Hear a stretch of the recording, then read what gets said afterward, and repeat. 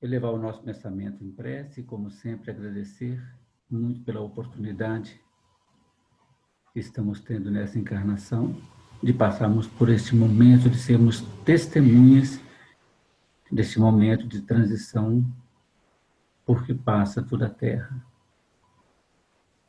Sabemos que nós, de alguma forma, pedimos muito para estarmos aqui presentes nesse momento, para sermos as testemunhas de tudo que está acontecendo.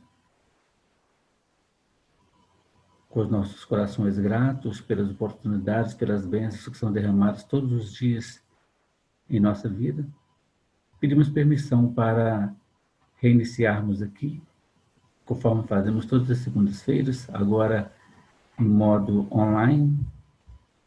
Nós pedimos a devida proteção, a devida inspiração, para que a reunião transcorra sempre naquele clima de paz, de alegria e de entendimento.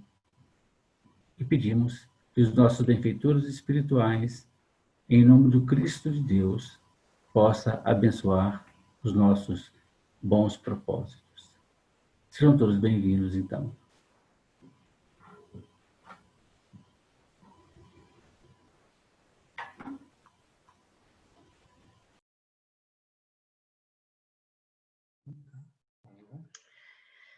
Boa noite, amigos.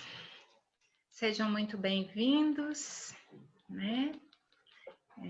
Bem-vindos os que estão sempre conosco e bem-vindos os que estão chegando hoje, né? Dá uma alegria enorme ver a carinha de vocês, por isso que eu adoro quando vocês dão pelo menos um momentinho aí na câmera, dão uma palhinha pra gente, né? A gente combinou de ao longo da exposição, manter as câmeras desligadas, porque costuma cair, né, a conexão.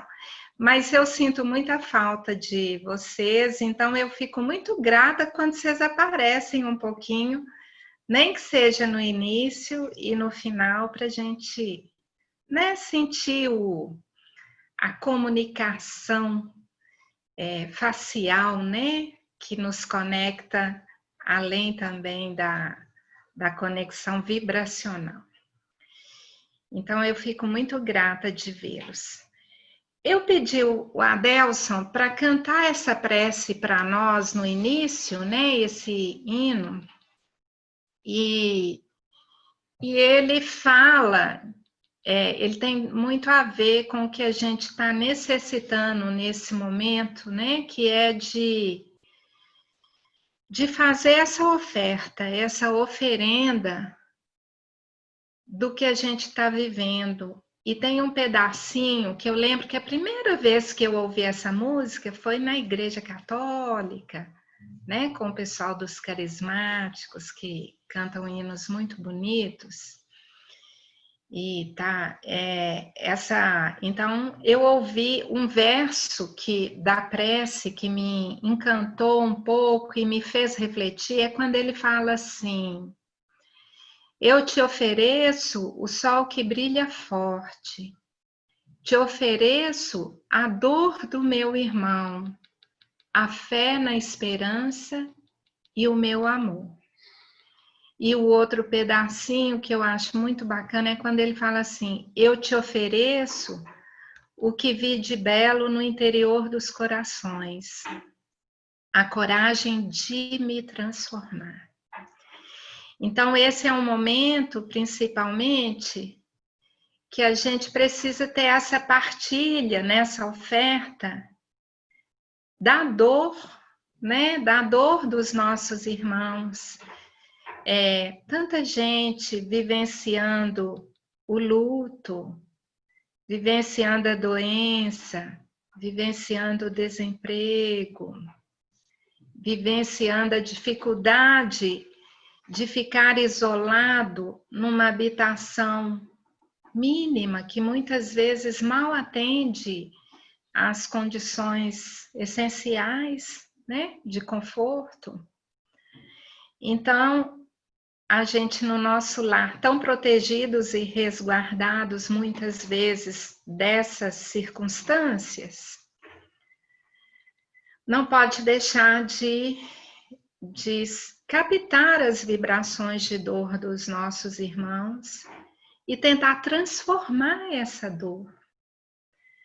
Essa dor que eles estão sentindo, a gente tentar transformar através da vibração positiva que a gente compartilha com eles, a vibração de esperança, de fé e principalmente a coragem de me transformar diante da dor do outro, né? Se eu assistir à dor do outro e não passar por nenhum processo de transformação, eu não vou contribuir em nada para aliviar essa dor. Mas se diante da dor do outro eu tomo a coragem de me transformar, aí sim terá valido a pena participar da vida do outro e deixar que ele restabeleça a conexão participando da minha, né? Então, feito esse momento em que a gente tenta se conectar com os que estão fora aqui dessa salinha virtual, vamos retomar. Hoje eu pretendo, né, a proposta é que a gente finalize aquela quarta parte do nosso estudo iniciado, né, que eu tinha dividido em 4 partes, porque nós vamos encerrar uma parte do nosso tema que diz respeito à coletividade, para que o Adelson possa dar início a outro momento ainda coletivo. O Adelson, então, na sequência desse estudo que eu interrompo hoje, ele começa a falar da transição planetária, né? Que é um tema diretamente relacionado ao que nós estamos vivendo, ok? Então, eu vou buscar aqui o nosso material para que a gente possa visualizá-lo. Vamos ver será que todo mundo está conseguindo ver? Beleza? Então tá. Bom, estamos aí então na quarta parte do nosso estudo sobre a quarentena, certo? E em relação a esse estudo, eu vou ampliar aqui, desculpem, só para eu não perder. Na vinculação da história do nosso planeta com a quarentena. Ok, estão me ouvindo? Voltei? É aquilo que a gente falou, de vez em quando cai, né? Aí o Délis me dá o sinalzinho ali. Então, nós viemos tratando da questão do nosso planeta ter se formado sob um histórico de quarentena,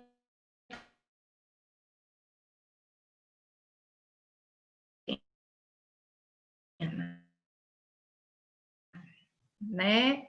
E aí, com base nisso... Peraí, travou. Oi. Só um minuto. Isso, agora vai. Voltei. Voltou.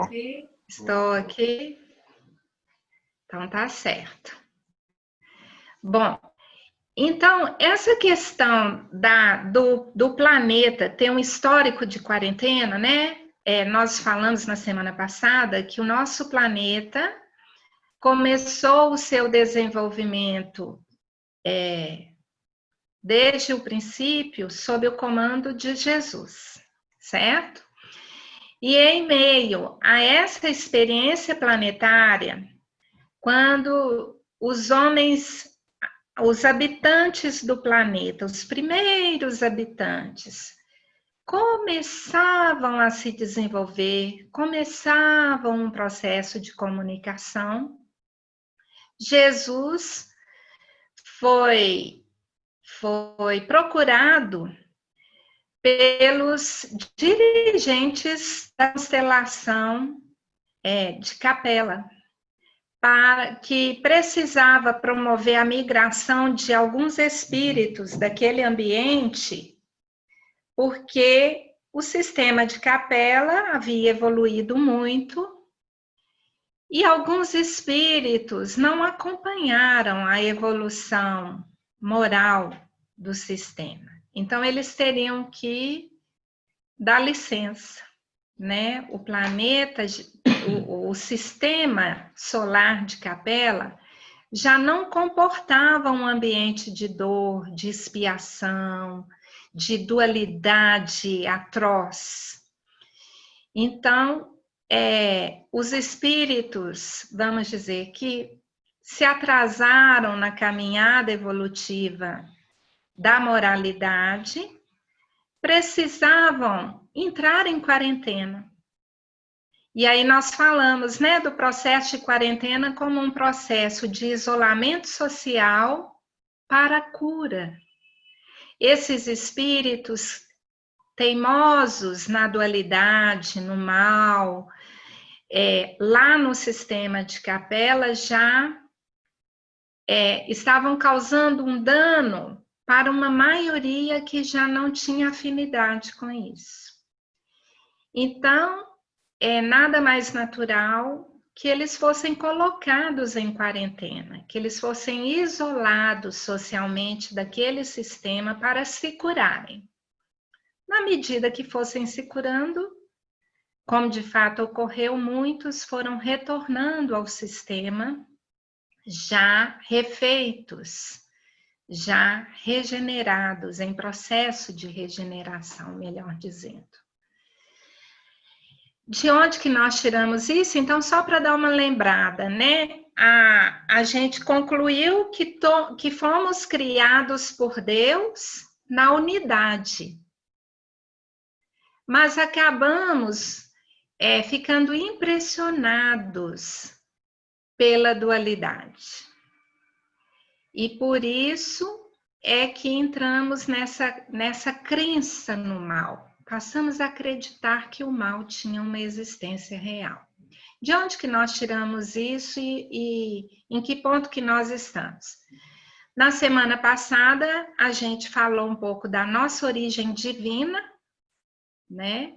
E de como nessa origem divina a gente nasce predestinada à unidade, mas que alguma coisa aconteceu no meio do caminho que nos fez comer da dualidade, cair na dualidade, certo? Então, o tema de hoje, para encerrar, é a quarta parte. A gente não chegou a falar como que a gente saiu da unidade, daquilo que Deus viu que tudo era bom quando Ele criou o mundo.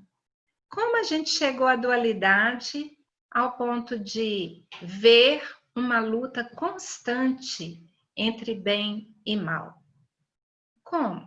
Como que se deu esse processo? Como que a gente sai da criação originária, perfeita, depois dos 7 dias da criação, né?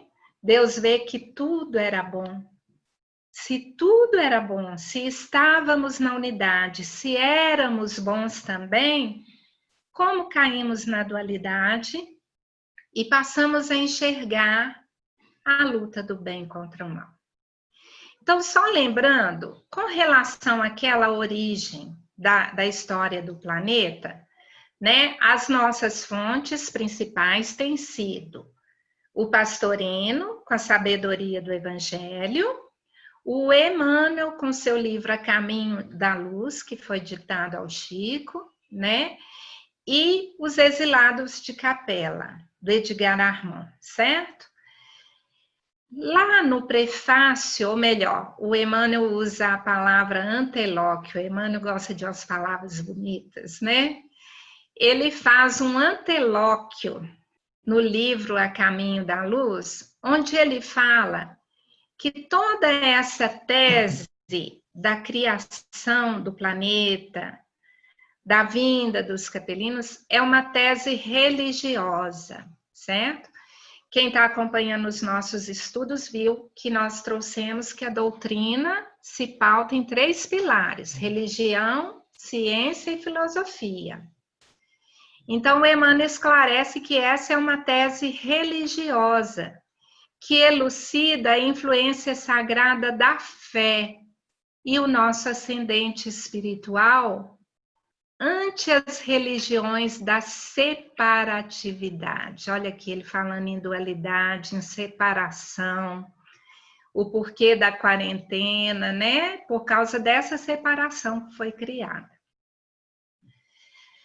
E a gente não pode esquecer que a nossa base, como a gente trabalhou lá na origem, foi Deus como causa primária de todas as coisas. A gente também tratou de André Luiz, lá em Mecanismos da Mediunidade, nos mostrando que tudo começa no pensamento. Na verdade, tudo começa no pensamento divino. Mas nós vamos ver que nessa tese, a partir dessa tese de todo o estudo da evolução, nós vamos ver que as criações humanas também começam no pensamento. Por quê? Porque a gente foi feito à semelhança, à imagem e semelhança do Pai. Então, o Pai cria a partir do seu pensamento divino.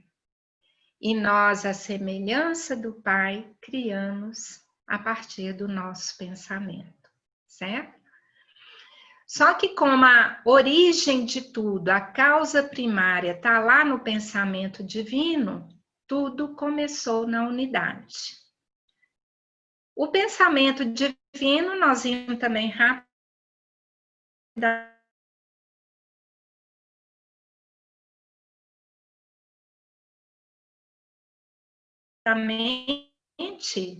que Leon Denis traz para nós os 3... Agora, isso. Voltei. Vamos lidando com essas pequenas quedas, pequenas tropeços que são para refletir. Então, né? Tudo começa na unidade, certo? Aí, essa unidade é manifestada pelo pensamento divino. O pensamento divino, conforme nós aprendemos de Leon Denis, o pensamento, ele é também sustentado por 3 pilares: o amor, a inteligência e a vontade. Se vocês lerem lá o livro O Problema do Ser, do Destino e da Dor, do Leon Denis, ele trata muito de pensamento. E ele fala do pensamento elucidando as potências da alma, porque é no pensamento que está todo o poder criador, certo? E aí, quando ele trata desse pensamento como veículo dessas potências da alma, ele fala desse tripé do pensamento também. Tá vendo que as coisas, o 3 se repete, né? A doutrina espírita tem o tripé da ciência, da filosofia e da religião. Né? Nós falamos no primeiro dia da Santíssima Trindade, Deus Pai e o Filho, certo? E agora falamos do pensamento divino e sua tríade, amor, inteligência e vontade. Todas essas trindades formam uma unidade. Elas não são isoladas, elas são um mecanismo que funcionam uma alimentando a outra. É tudo uma coisa só. Por isso que o Pastorino usa o triângulo para representar as trindades. Porque o triângulo é uma figura una, mas ele, para que ele se configure, ele precisa de 3 lados, certo? Então, vamos falar um pouquinho sobre o pensamento, né? Em é claro que a origem é o pensamento divino, mas lembrando que o Filho foi feito à imagem e semelhança do Pai. Então, o pensamento é para repousar nessa tríade: amor, inteligência e vontade. O que o amor faz com o pensamento? O amor é o aspecto qualitativo do pensamento. É ele que dá qualidade ao pensamento. Então, se nós estamos falando do pensamento divino, nós estamos falando do amor incondicional, do amor pleno, supremo, do amor absoluto, dando qualidade ao pensamento divino, né? A inteligência dá quantidade ao pensamento. Então, se nós estamos falando de pensamento divino, nós estamos falando de inteligência suprema, causa primária de todas as coisas, causa inteligente. Não existe o acaso na criação divina. Tudo na criação divina é inteligente, é calculado, tudo segue a uma lei perfeita, certo? E o último aspecto dessa trindade do pensamento, que é a vontade. A vontade dá intensidade ao pensamento, tá? Isso foi muito bem trabalhado pelo Walter Oliveira Alves, quando havia uma revista, pena que ela parece que não está sendo mais reeditada, que era a revista Educação do Espírito, é uma revista pedagógica espírita. Ele trabalha muito a obra do Leon Denis desenvolvendo isso, certo? Bom, se nós formos buscar as definições de Deus e dos atributos divinos na Bíblia, vamos ver o que aparece desses três aspectos lá. Nós temos em João que Deus é amor, certo? Temos lá no Livro dos Espíritos, na questão 1, o Kardec falando para nós que Deus é a inteligência suprema. Lá em Romanos, a gente tem que a vontade de Deus é boa, agradável e perfeita. Então, olha só, nós temos então que o pensamento divino, ele é perfeito, absolutamente perfeito, qualificado, intensificado, dosado, de maneira a criar tudo o que existe. Essa é a base. Não tinha como esse pensamento se quebrar, porque essa trindade é uma trindade una, ou uma unidade trina, formando um todo em perfeito equilíbrio. Por isso, quando Deus usou do seu pensamento divino para criar tudo o que existe, depois ele viu que tudo quanto tinha feito era muito bom. Tudo era bom. Então, a unidade da criação está nesse tudo bom. O pensamento divino, então, é marcado pela unidade. A unidade no bem, certo?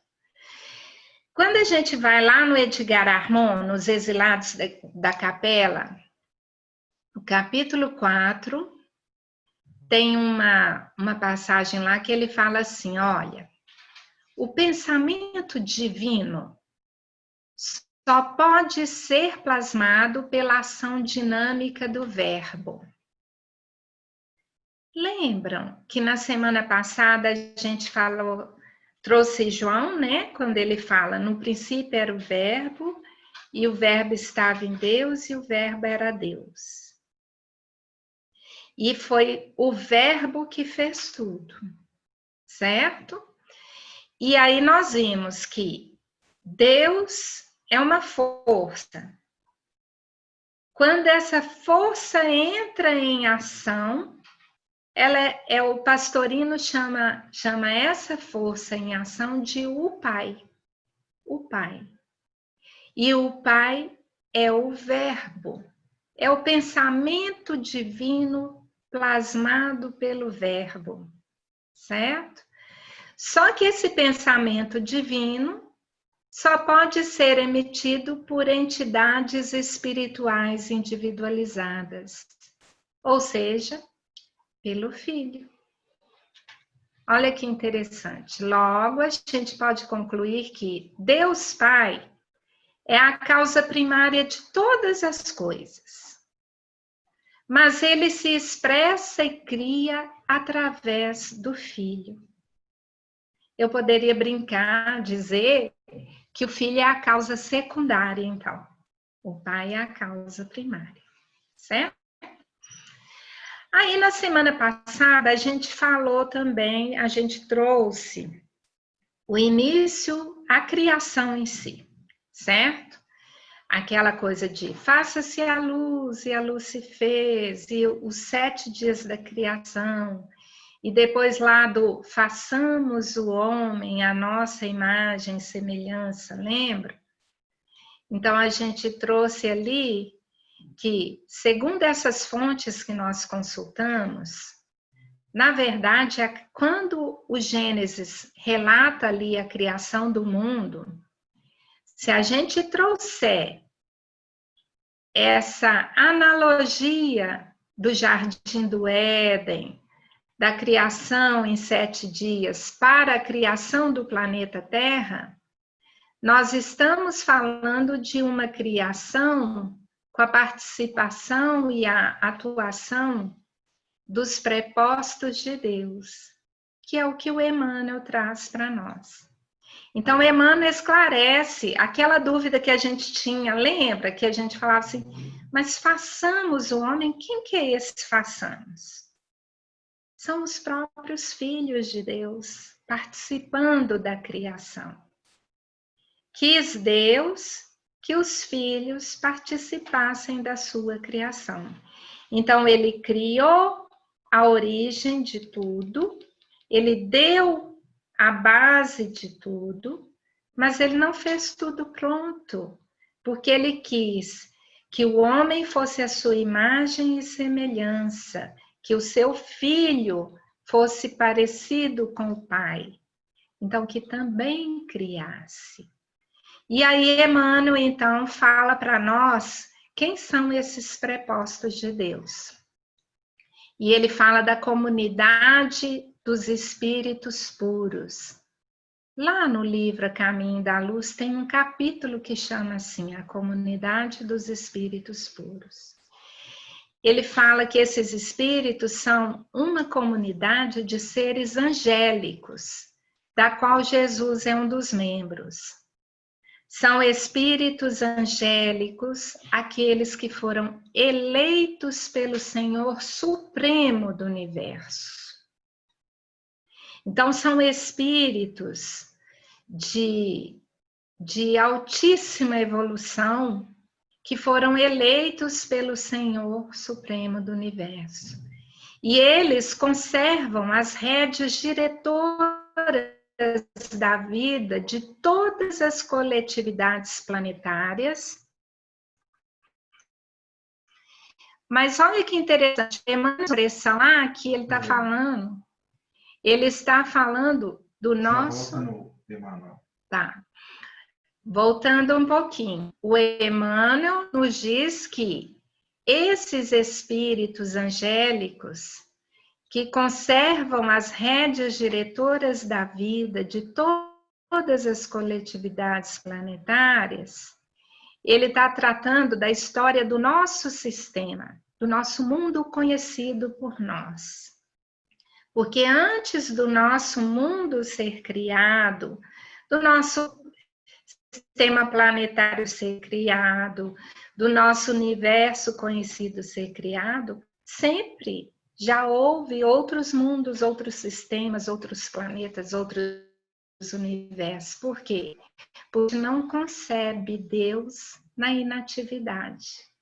Quando a gente fala que Deus é uma força e o Pai é essa força em ação, a gente não está separando e falando assim, existia Deus e um dia Deus resolveu ser Pai. Não. Ele é Pai. Desde sempre. Ele é ativo. Desde sempre. Então, olha só, esses prepostos de Deus antecedem o mundo material no nosso sistema. Mas eles também tiveram suas jornadas evolutivas. Não se trata de espíritos criados de um modo privilegiado. Eles não foram criados anjos e arcanjos, mas espíritos que, mesmo tendo sido criados simples e ignorantes, já que a lei de Deus é a mesma para todas, mantiveram por livre vontade a unidade. Por isso é que eles foram eleitos prepostos do Pai. Então aqui eu já estou preparando para a gente tentar entender como que a gente saiu da unidade e foi cair na dualidade. Esses espíritos angélicos prepostos de Deus, eles não caíram na dualidade. E a gente frisa aqui, né? Emmanuel destaca que Jesus é um dos membros dessa comunidade e o próprio Edgar Armand deixa claro que a Terra estava aqui em andamento, concebida por Jesus, né? Era o projeto Terra foi dirigido por Jesus. Então, eles tiveram também sua rota evolutiva. Mas a gente sabe que Jesus evoluiu em linha reta, certo? O que aconteceu com a gente, então? Que a gente não seguiu o mesmo rumo que esses seres angélicos de manter a unidade. Então, vamos pensar. Então, até agora a gente estava falando da origem, agora nós vamos focar no ponto em que nós estamos, a quarentena planetária. A gente já conversou aqui antes e a gente combinou, né? A gente falou, essa quarentena não é a quarentena do coronavírus, né? Não é da Covid-19, não é simplesmente isso. Mas é o distanciamento que nós vivemos nesse planeta que até hoje foi de prova e expiação dos nossos irmãos maiores. Achando que a Terra é o único planeta com vida nesse universo inteiro. Achando que o céu estava cheio de planetas só para o nosso deleite visual. Quando, na verdade, o nosso acesso a esses outros planetas ficou limitado por causa do isolamento em que nós vivemos. E vivemos em isolamento por quê? Porque estamos precisando de cura. Precisamos nos curar para voltar à conexão com os nossos irmãos dos planos maiores. E esse tempo agora se aproxima. Na verdade, estamos vivendo uma fase de transição de final de quarentena, para retomarmos a condição de espíritos curados, que podem interagir com os outros sem contaminá-los, sem fazer mal para os nossos irmãos. O que aconteceu com a gente então? Nós, por outro lado, diferentemente desses espíritos angélicos, nós escolhemos por nossa vontade experimentar a dualidade. Nós comemos da árvore do conhecimento do bem e do mal. Lembra da passagem lá no Gênesis? Quando Jesus nos recebeu no paraíso, e aí eu já estou tratando a gente como capelinos, né? Porque grande parte de nós realmente somos capelinos. Nós viemos degradados de um sistema porque estávamos teimando nessa crença no mal, teimando em permanecer nessa dualidade. E aí Jesus, antes de que nós tivéssemos condição de ficar reencarnando aqui no planeta, ele nos recebeu no paraíso, no Jardim do Éden, que era situado no corpo etérico do planeta, porque Jesus concebeu o planeta para ser um paraíso, para ser um jardim de delícias. Se vocês forem olhar, a Terra, com toda a natureza que ela tem, né? As florestas, os mares, os rios, as águas, tem tanta beleza e tanta diversidade na natureza e tudo com tanto capricho que dá para a gente perceber claramente que ela foi concebida para ser um paraíso. Porque os seres angélicos não criam o mal, não criam nada diferente de paraíso. Só que essa criação, então, estava sendo plasmada naquele corpo etérico. Jesus nos recebeu ali. E situado no corpo etérico, a gente conheceu as delícias de viver no mundo uno de novo. Porque um dia fomos criados na unidade, a partir da unidade, nos perdemos na dualidade e depois Jesus quis que nós recordássemos o que era viver em unidade no paraíso. Só que aí foi alertado para a gente, olha, vocês estão no paraíso agora, mas cuidado para não vivenciarem, para não comerem da árvore do conhecimento do bem e do mal. A passagem do Gênesis, que trata disso, ela remonta ao tempo... Desculpem, eu me distraí aqui, porque o Adel tá tendo um probleminha aqui.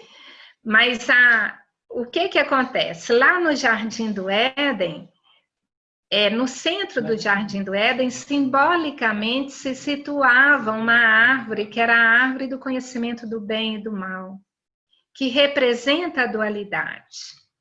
E olha o que a passagem fala. Porque no dia em que dela comeres, certamente morrerás. Comeres. A vedação, o regimento interno lá do paraíso não nos proibia de conhecer de conhecer o bem e o mal, não. Mas a vedação era para que não comêssemos desse conhecimento do bem e do mal, porque certamente morreríamos. Vamos tentar entender isso melhor. Primeiro, vamos pensar o que significa comer. Comer é alimentar-se de algo. Alimentar-se, nutrir-se. O problema não está em distinguirmos o bem e o mal, mas em alimentarmos, em comermos dessa crença dualista. Ao nos alimentarmos da dualidade, estamos fazendo uma escolha pelo pensamento imerso, nutrido na dualidade. Então, nós estamos caindo na dualidade. A gente passa a viver daquilo, certo? Logo, estamos usando o pensamento de forma distorcida do pensamento divino. Porque o pensamento divino não é pautado na dualidade, na unidade, na unidade. Deus não viu que tudo era bom? Aí, o que aconteceu com a gente? A gente, no momento em que cai nessa crença e passa a comer dela, repetidamente a se alimentar dela, a gente destoa do pensamento divino. E aí, consequentemente, a nossa criação também vai ser distorcida da criação divina. Certo? Então, olha só. Vamos seguir. Quando o pensamento é distorcido pela dualidade, o que acontece com ele? Ele se torna ineficaz no processo de criação dele. O que acontece? Olha, nós vimos que o pensamento divino tem um tripé: amor, inteligência e vontade. Só que lá no pensamento divino, esse amor era incondicional. Essa inteligência era suprema. E essa vontade era uma vontade boa, agradável. Lembra que falou lá na passagem bíblica? Boa, agradável, a vontade aqui, ó. Boa, agradável e perfeita. Quando a gente fica imerso na dualidade, comendo da dualidade, acreditando sempre nessa luta de bem contra o mal. Eu sou boa e o meu irmão é mau. Eu julgo o tempo todo, eu falo assim, não, mas eu já tenho discernimento, eu sou espírita, então eu já aprendi muito, eu já li muito, eu já tenho uma bagagem boa, então eu sou melhor, de alguma maneira. Agora, o meu irmão, que está lá ainda batendo a cabeça, que segundo o meu ponto de vista, né? Eu acho que aquele meu irmão está no mal. Então, o que aconteceu com o meu pensamento? Como ele saiu da unidade, ficou imerso na dualidade, o amor é reduzido a experimentações. Eu condiciono o meu amor não é incondicional. Ele é condicionado às minhas experimentações do instinto, das sensações e das emoções. Aí eu falo assim, eu amo. Mentira, eu ainda não amo. Por quê? Porque esse amor nada mais é que um instinto. Instinto materno é amor? Não, ele é instinto. Ele ainda não é amor. Amor não é instinto. Por quê? Porque amor não é condicionado. O amor não é condicional. Ou então sensações, as sensações de prazer, né, do sexo, por exemplo. Isso não tem nada a ver com amor. É apenas uma experimentação sensorial que, se me dá muito prazer, eu chamo aquilo de amor. Ou então ele é reduzido a experimentações emocionais, né? Fortes emoções. O amor como essência, ele não é emoção. Não é emoção. Na verdade, eu ousaria dizer que ele não é nem o que nós chamamos de sentimento. Ele está muito além disso tudo. Por outro lado, a inteligência no pensamento humano, ela também é reduzida.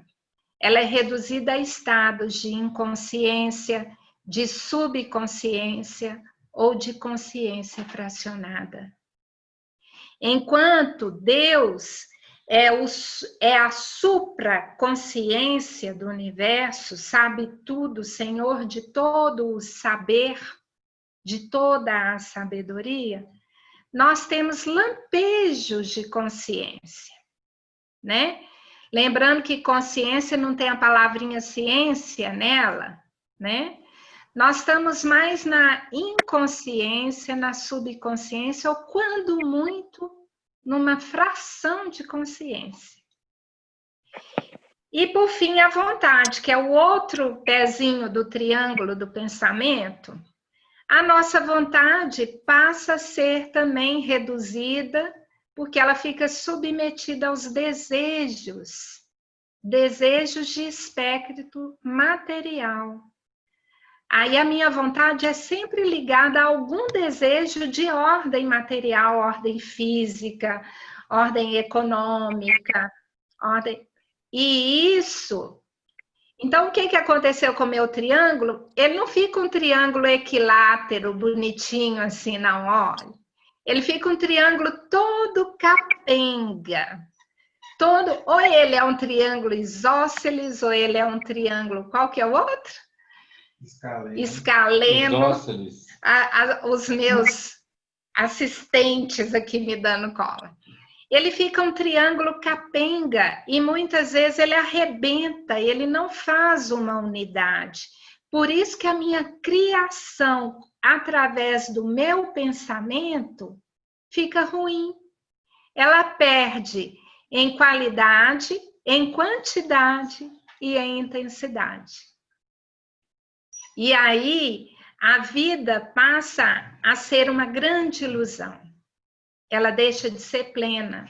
Por isso, lá no Gênesis falou assim, e no dia em que dela comeres, da dualidade, da árvore do conhecimento do bem e do mal, certamente morrerás. Por quê? Porque eu não tenho mais vida plena. Aí, eu caio na ilusão da matéria e no círculo das reencarnações repetitivas.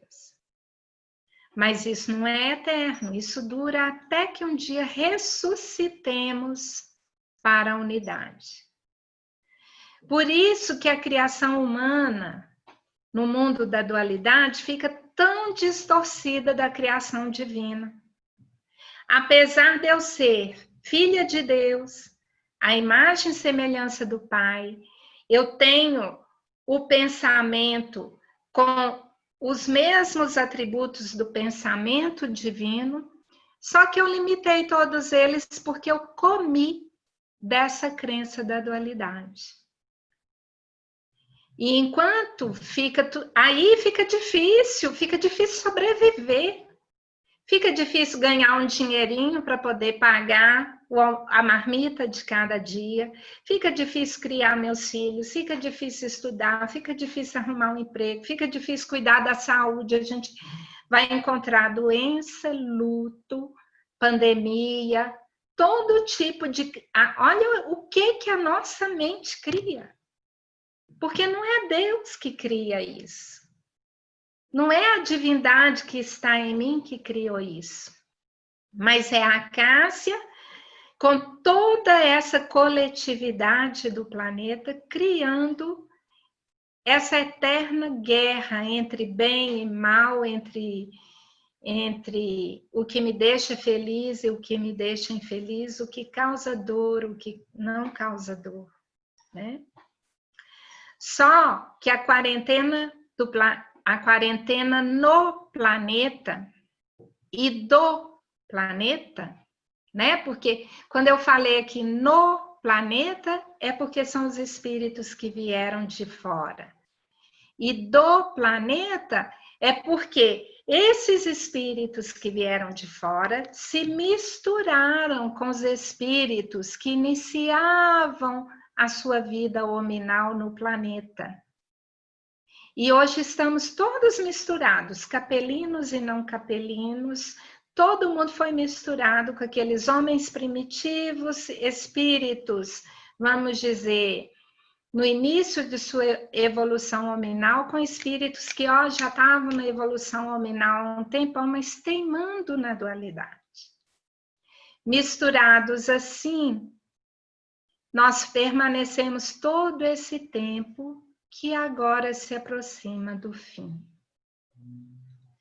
Então, essa quarentena teve um início marcado pelo exílio de Capela. Os exilados vieram de Capela para cá. E ela terá o seu final agora com um novo exílio.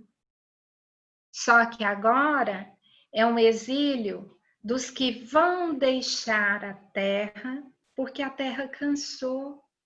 A Terra foi concebida para ser um paraíso e ela reclama o seu status de paraíso. Então, o planeta Terra já merece, já aliás, ele nasceu merecendo, porque ele já nasceu para ser um paraíso. E ele está cansado, ele já deu a sua contribuição para todos nós. Então haverá um novo exílio agora dos que deixarão essa nova terra que quer se fazer, que é a terra regenerada, que é um planeta sem essa crença, é um planeta que não vai comer da dualidade, não vai comer da árvore do conhecimento e do mal. Então nós vamos levar a dualidade a um patamar aceitável. Nós ainda vamos achar que existe bem e mal, mas nós vamos nos ver num meio em que a gente acredita que esse mal é uma mera ilusão e que nós podemos construir, de fato, uma vida melhor. Que nós podemos ver o bem no meu irmão, no nosso irmão, ao invés de achar que eu tenho que matar o meu irmão porque ele é um bandido, por exemplo. Então, ele é bandido, ele mata e eu devo matá-lo. Chega disso, a gente não quer mais isso. E aí, o que está acontecendo? Instaurados esses últimos dias que nós estamos vivendo, nós chegamos agora ao momento em que eu vou introduzir o que o Adelson vai trazer nos próximos dias para nós. As próximas segundas, eu não sei quantas ele vai precisar, que é para falar desses últimos dias, que são os dias que nós estamos vivendo. Só que ele vai falar disso à luz das profecias, né, do sermão profético de Jesus na Bíblia. A base essencial vai ser essa, né? Que Jesus fez toda uma previsão de como seriam esses dias, de como vai se dar a separação do joio e do trigo. E a meta nesses últimos tempos é reduzir a dualidade a esse patamar aceitável. Para isso, nós precisamos fazer as pazes com a nossa sombra. E aqui eu já me preparo para encerrar fazendo um alerta. Gente, não é o joio, não é o outro. Eu não vou afirmar que eu sou o trigo e o outro é o joio. Mas eu também não vou afirmar o contrário. Os outros são o trigo e eu sou o joio. Eu vou lá para Quiron, né? Que alguns astrólogos e esotéricos atribuem a Quiron esse papel de receber os exilados da Terra. Quiron é um planeta que, segundo os astrólogos, ele é o planeta curador. Ele não é um planeta também, porque a gente fala assim, o planeta chupão, é um planeta, né? Houve essa expressão no meio espírita e ela é válida, mas nós não podemos amaldiçoar esse planeta. Pelo contrário, é mais uma oportunidade, é mais um planeta concebido para ser um paraíso. E para receber aqueles que vão precisar se delongar nessa quarentena por escolha deles. Então, se nós pensarmos que a vontade é um dos elementos do nosso pensamento que implica a faculdade de escolha, a gente é que vai escolher qual é o nosso destino. Mas para isso, eu preciso fazer essa separação dentro de mim do que é joio e do que é trigo e fazer as pazes com o joio. Fazer as pazes com a minha sombra, perdoar a mim mesma. E depois, então aqui eu já queria combinar com vocês o seguinte. Na próxima reunião, realmente, eu já terminei aqui, né, a quarta parte. O Adelson vai começar esse tema da transição planetária, dos últimos dias, desse tempo mesmo que o pessoal chamou de fim dos tempos e que nós já aprendemos, que na verdade é fim de quarentena.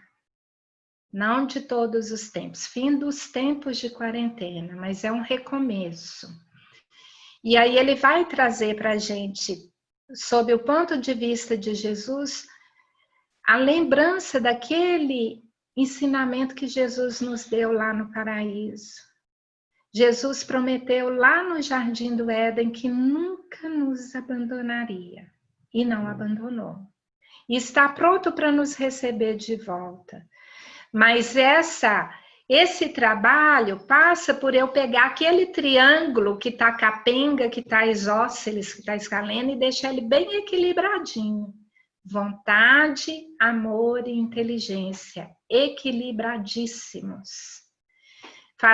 Usando toda a minha vontade, toda a minha inteligência, todo o meu amor, para fazer as pazes comigo mesma e parar de julgar o meu irmão.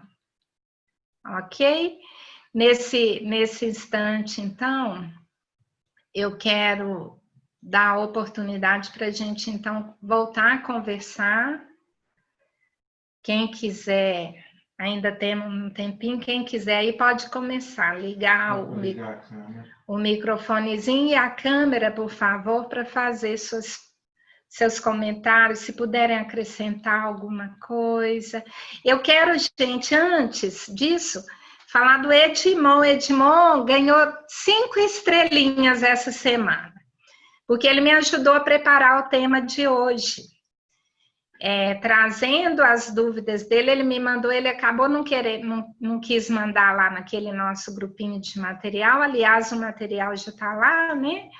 Mas ele mandou a contribuição dele apontando algumas dúvidas e acabou que me ajudou a preparar o tema de hoje, tá? Quem quer conversar com a gente aí, por favor. Ô, Cássia. Oi, aí ele, gente. Para quem não conhece o Edmond, é esse nosso amigo aí, viu? Me ajudou demais. Fala, Edmond. O Quiro vai ser uma escola de recuperação, né? Sim. Vai ser, né? Isso mesmo. Planeta abençoado também. Isso, que vai receber os exilados da Terra, né? Exatamente. Isso aí. Então, lá, e nós também vamos ter muito amor por esse planetinha, irmão nosso. Ao invés de falar mal dele, ele é para receber os exilados, a gente fala como se ele fosse quase um inferno, né? Pelo contrário, é o que você falou, é oportunidade para eles, né? Exatamente. E aí, quem mais, amigos? Eu tenho uma pergunta para variar um pouquinho. Atos, querido. Seja bem-vindo, fala. Eu vou colocar os exemplos em um modo bem grosseiro, só para a gente pegar, só para eu, enfim, a essência da coisa. Vamos supor, então, principalmente dessa questão da evolução desses espíritos que não caíram e esses que tiveram a evolução mais reta. Eu quero ver se eu entendi ou se eu estou falando bobagem. Eu e Jesus, por exemplo. Nós dois vamos encarnar como homens da caverna, vamos passar por esse mesmo processo, só que, no meu entender, quando eu estou lá na experienciação das coisas, né, tanto da dualidade, por exemplo, sei lá, eu roubo, aí eu vou ficar, eu repito essa experiência porque eu fico nessa rebeldia, enfim, de não entender que aquilo ali eu não aceito a experiência, aquela experiência ali, fico nesse looping, né, nessa espiral. E o Jesus, por exemplo, ele vai e rouba, só que ele vai e entende que aquilo ali não é legal, não faz parte, e aprende que aquela experiência não deve ser repetida. Então, a minha rota seria esse espiral, e a do Jesus seria essa reta. Mas ele passa por todas as experiências. A questão é que eu fico repetindo essas experiências e ele não repete porque ele consegue, enfim, agregar essa experiência para o seu próprio crescimento. Seria esse lugar ou eu estou falando muita bobagem? Não está falando bobagem, não, mas a linguagem a gente precisa fazer uns combinados. Quando a gente fala assim, há um espírito das cavernas, um homem das cavernas, ou um ladrão roubou e tal, aí já tem a dualidade sendo comida, entendeu? De alguma forma. O que acontece é que certas experiências, ele passa por todas, ele passa, faz o caminho da simplicidade e ignorância para o arcanjo, a comunidade de espíritos puros, ele faz. Mas não necessariamente ele vai precisar passar por todas as experiências. As experiências a que nós reportamos e que a gente dá como exemplo, elas já são carregadas com essa energia da dualidade, entende? Vamos citar a evolução lá no abacateiro. Quando eu tenho um abacateiro, eu tenho vários abacates ali, certo? Aí eu tenho o abacate que vai nascer bonitinho, eles nascem pequenininho assim, aí ele vai crescer, o abacate manteiga, por exemplo.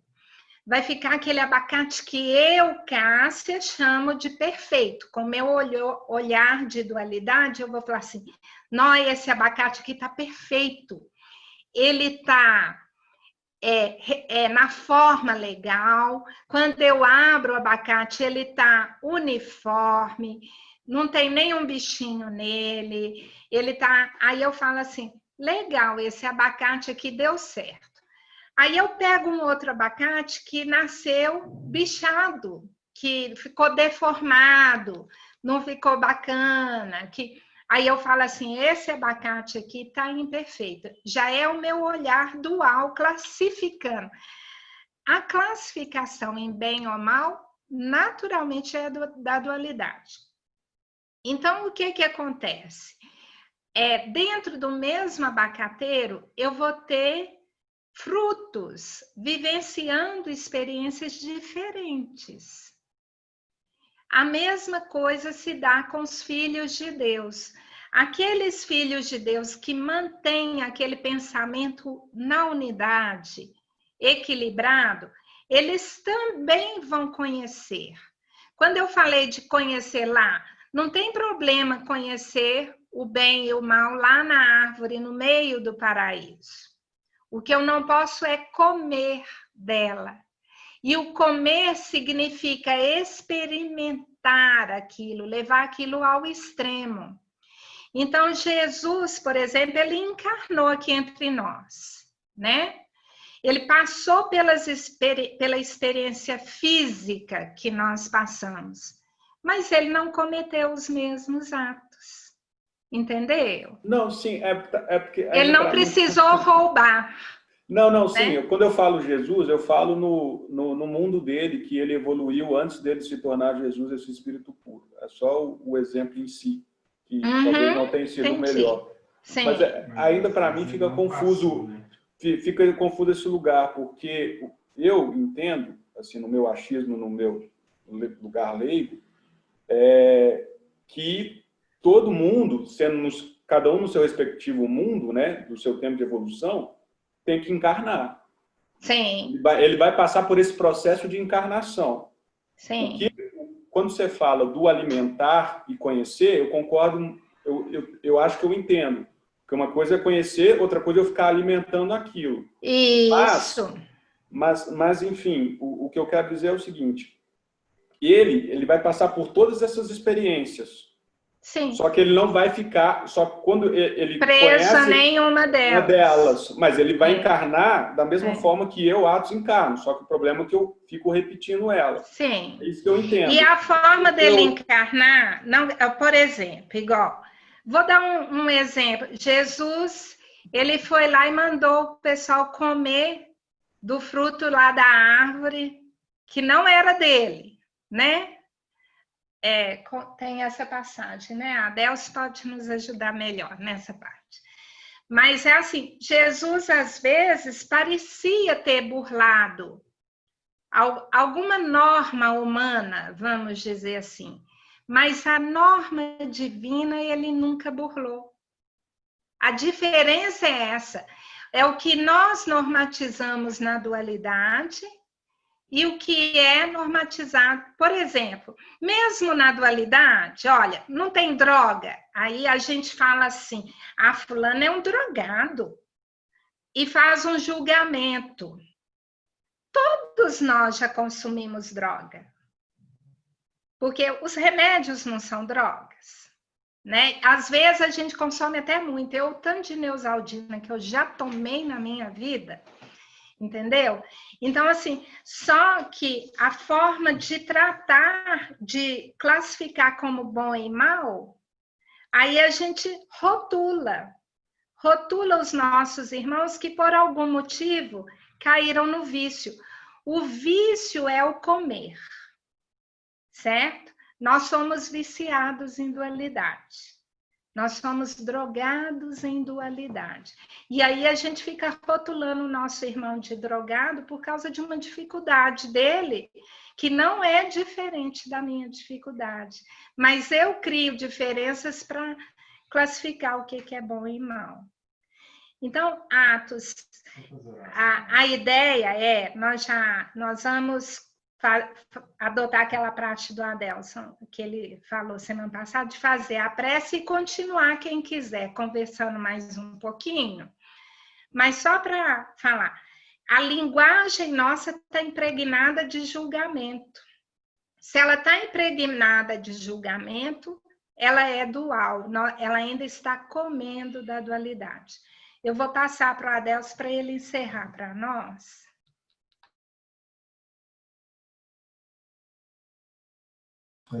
É sempre bom, né, a gente conversar. Vamos só fazer a nossa prece para a gente cumprir o horário e depois a gente fica conversando.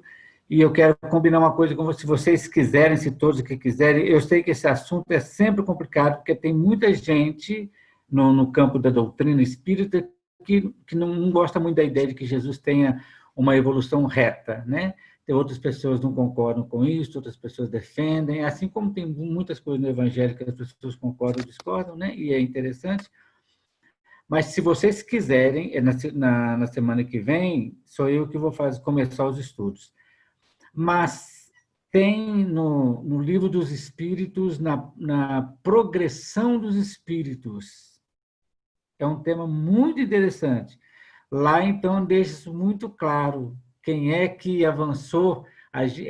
Quem é que avançou? Porque a Terra é um planetinho que foi criado muito depois de muitos outros universos. Antes do Big Bang. O Big Bang, segundo o que a gente estuda, ele é a criação do universo que nós conhecemos. O universo que nós conhecemos. Mas, pela própria doutrina, nós temos milhares de universos. Então, a Terra é um planetinha desse tamanhozinho, uma poeira cósmica, dentro de um universo que nem é conhecido, que está longe de ser conhecido. Quando Emmanuel fala assim, a evolução de Jesus perde-se na poeira dos sóis, é fantástica. Veja bem, na poeira dos sóis, então, muitos sóis cadaverizaram-se. Não estão falando de terra, não, estrela que morreu. Então, a evolução de Jesus se deu num patamar muito, mas muito amplo. Quando ele recebeu a terra, ele já era arcanjo divino. Essa é a diferença. Aí o que acontece? É só a gente não repetir grosseiramente, é como se eu entrasse na primeira série e passasse pela segunda, grosseiramente. Não é isso, não. Mas só para ilustrar. E eu não repito série nenhuma, não repito matéria nenhuma, eu vou passando pela experiência a uma figura mítica na mitologia grega que chama a roda de Ixion, que é o processo de repetição. Só o Ixion que foi preso naquela roda. Outras pessoas não foram. Então, mas vamos fazer a prece aqui, para depois a gente começar a compreender isso. Se vocês quiserem, se todo mundo topar, ao invés de eu começar os estudos do final dos temas, a gente pode trazer esse tema. antes do final dos tempos, vamos dizer assim, a gente pode trazer o Livro dos Espíritos, que fala, a gente pega textualmente algumas perguntas, que chama Progressão dos Espíritos, que é um tema que eu gosto muito, que eu acho que ajuda a gente a entender isso, mas a linha é por hiatos. O negócio é perguntar mesmo, porque a gente também não sabe. Se a gente soubesse tudo, a gente nem estava mais aqui, né? Verdade. A gente estava longe de dizer, daqui, mas assim, nós estamos estudando, pesquisando, ver se a gente consegue compreender, porque Jesus já é Jesus há muito tempo, agora o Adelson França vai ter que melhorar um tanto de coisa ainda. Né? Então, são coisas que a gente constrói como um protótipo, né? Um arquétipo de perfeição, mas que a gente não conhece muito do arquétipo, desse arquétipo. Então, a gente vai perguntando, estudando. Mas vamos fazer a nossa prece aqui um pouquinho e a gente continua. Então, é só agradecer muito a Deus, nosso Pai Criador, por todas as benesses que Ele vem distribuindo grandemente na vida de cada um de nós. Que possamos compreender as belezas do momento em que estamos passando, a beleza dessa nossa nova existência, e para que possamos fazer jus àquilo que está escrito na oração da Salve Rainha, que possamos fazer jus às promessas do Cristo, isto é, entrarmos na terra regenerada, entrarmos na nova terra de Canaã, ou entrarmos na nova Jerusalém que nos aguarda. Que Jesus nos abençoe. Agradecemos sempre a espiritualidade pelo trabalho de intuição e de inspiração, e que na próxima semana possamos estar todos aqui para estudarmos em torno dessa doutrina tão bacana que nos abre a mente e o coração. Que assim seja.